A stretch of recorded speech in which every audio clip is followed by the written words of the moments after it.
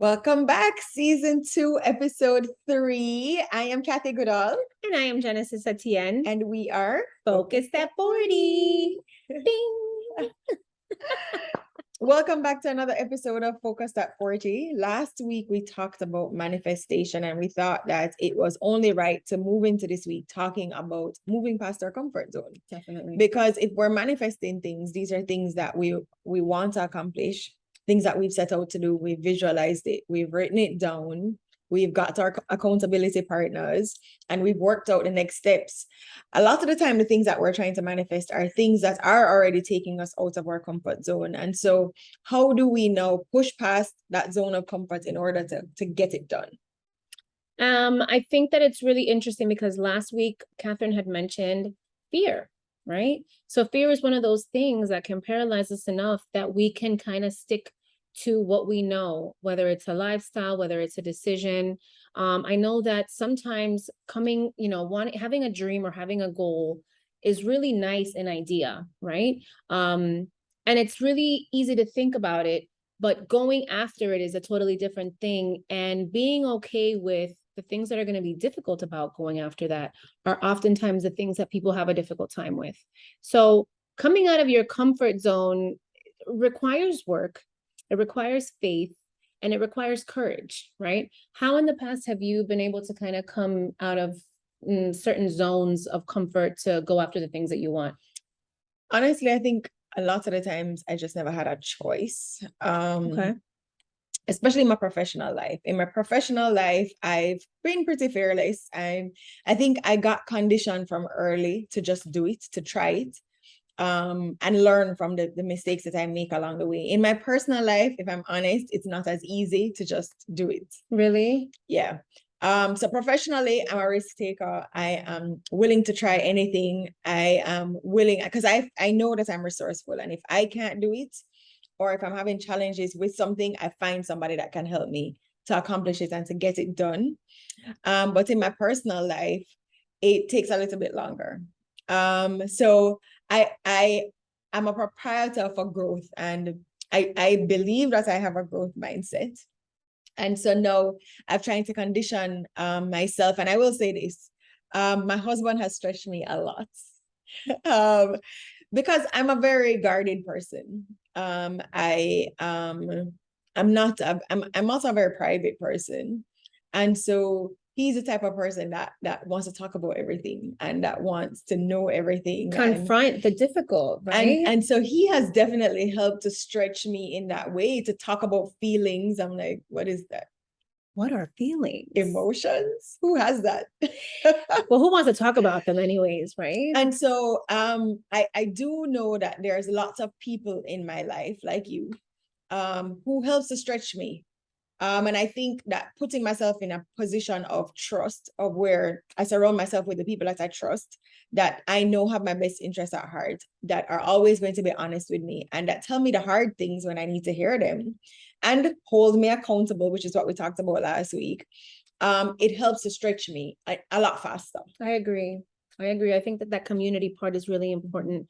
I know that for me, I've always had this idea of what I wanted myself and my life to look like. And I've never wanted there to be any mediocrity, right? Or mediocrity? Yes. C or T? Both. Okay. Mediocrity. Mediocrity. I've always seen myself as this kind of person with this kind of lifestyle and with these goals. And the idea of not having those things, which I've always wanted for myself, is usually what has stretched me past. Also taking risks. I am also one of these folks who I'm always afraid of what can go wrong. I'm afraid of how people are going to think about it. I'm afraid about my family's reaction to certain things. I've always been afraid about how people are going to think and at a certain point, talk about focused at 40, I decided that I can't, right? Yeah. There are certain people and places and things that I'm going to completely stand by and do and be about. And there are other things that I'm not, because oftentimes those are the things that keep you fearful or that keep you comfortable. Comfort is a good place to be for a while. right? It's good to get comfortable and to really appreciate the things that you've gotten in your life or the things that you've worked towards, but you can't stay there very long, or at least I can't, Yeah. without wanting something else, right? Without wanting something more. And sometimes it's just straight up like laziness that can get you, you know what? Complacency becomes complacency. Comfort can move to complacency if you're not careful. Yeah. And we talked last week about accountability. We talked about knowing the why. And I think the why is something that actually is the greatest driver of why you want to accomplish something. The reason behind. Genesis talked last week about intentionality. And so why is it that you want to accomplish the things that you want? And if it's for a pure reason, then it's going to be the constant thing to keep pushing you. So Genesis is a mom. She has 2 kids, and almost everything that she does is to make sure that her kids have the life that she, that's better than the one that she had. And not that we had a bad life, but you always want more we for just your want children. more, right? It's the natural progression, right? And it also goes with kind of like what I spoke about with God and with our spirituality and with our purpose and the things that we want in our lives. None of those things are supposed to be in vain. Yeah. The things that we want for ourselves are usually, at least to me, the things that we're supposed to do and the things that we're supposed to go after. And I said it last week too, the things that we're supposed to want are usually hard. It's usually the things that are worth it are usually hard to go get. Yeah. If you want a great education, you got to sit in class and wake up early every day. If you want to publish a book, you got to meet with your publishers. You got to deal with your, the editing part, which can often suck. There's a lot of things that are usually really, really worth it. But if you're not risky enough to take the risk to go after some of that stuff, I feel like you can fall into like this complacent, comfortable place, which can kind of just keep us in the same place, and we're not supposed to stay put, right? Yeah, and we talk about our faith. I mean, Genesis and I are both people of faith, and I think that's also something that has helped to stretch me in a massive way, because one thing that I have learned over time is that the God that we serve is a God of excellence, and He has created us to be excellent. And with excellence, there's no room for complacency, and there's no room to be comfortable.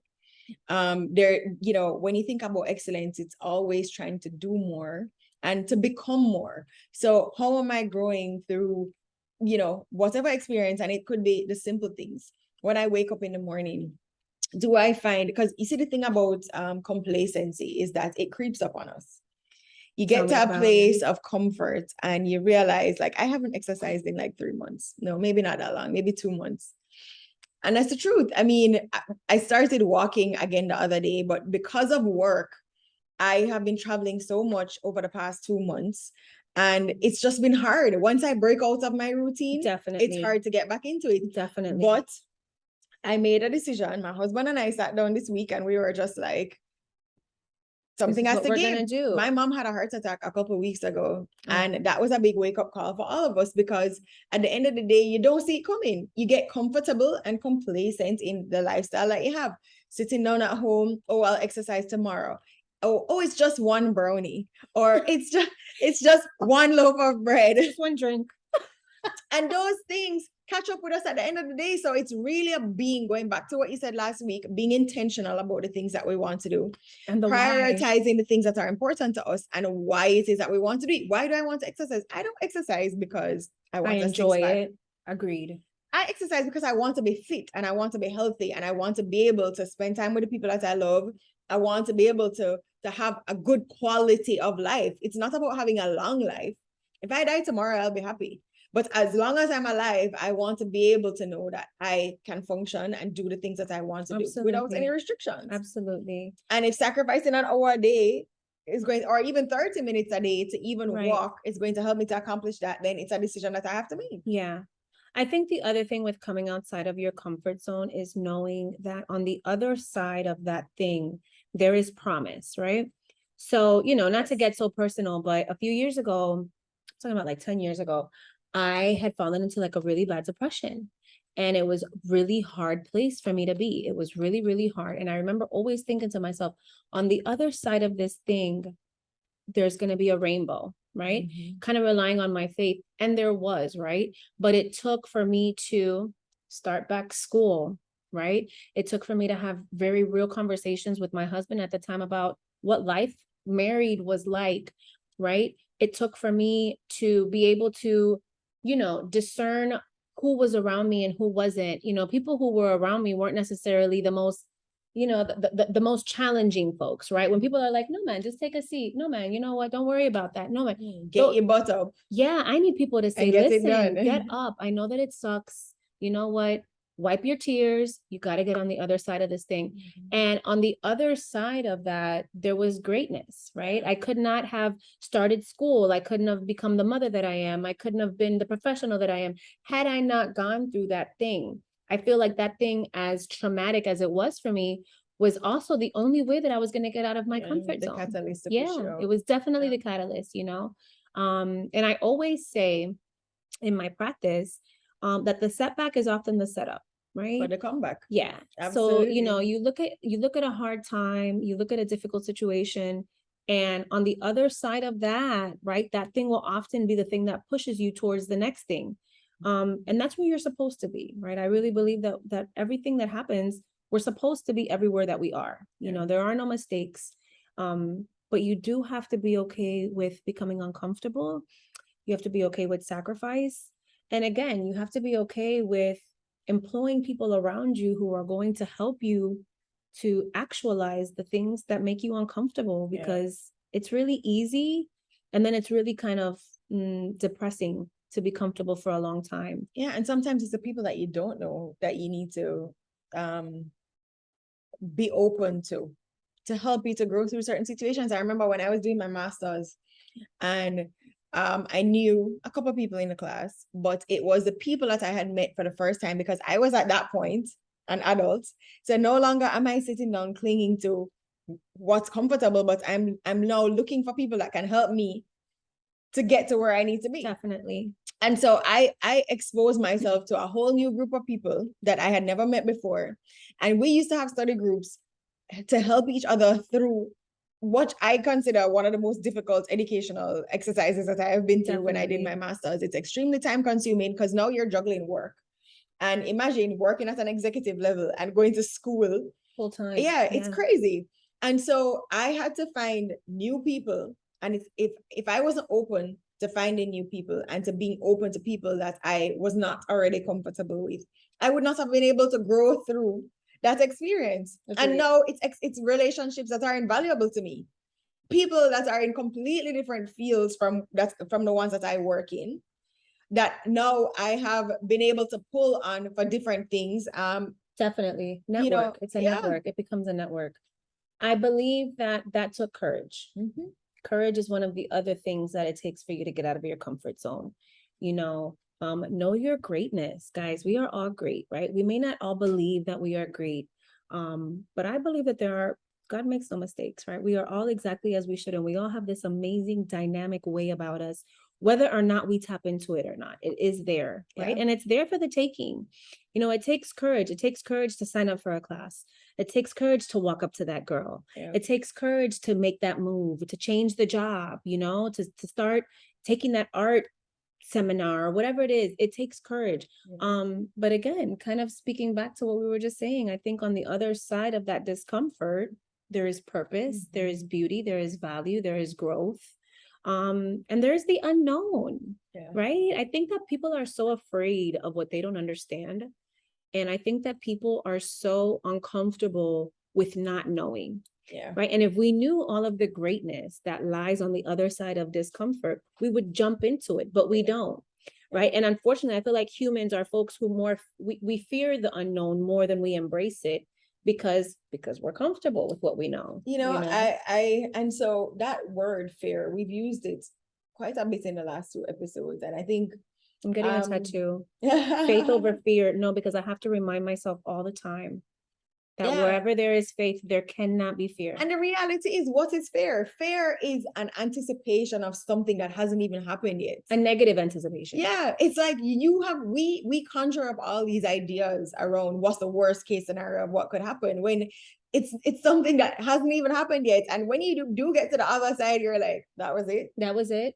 That's anxiety though, right? They say that depression is dealing with things in your past. And anxiety is the the things fear of that- the future yeah. that we don't know about, right? And that can paralyze you in so many ways, you know? I know so many people who have the most amazing ideas. Nothing manifests.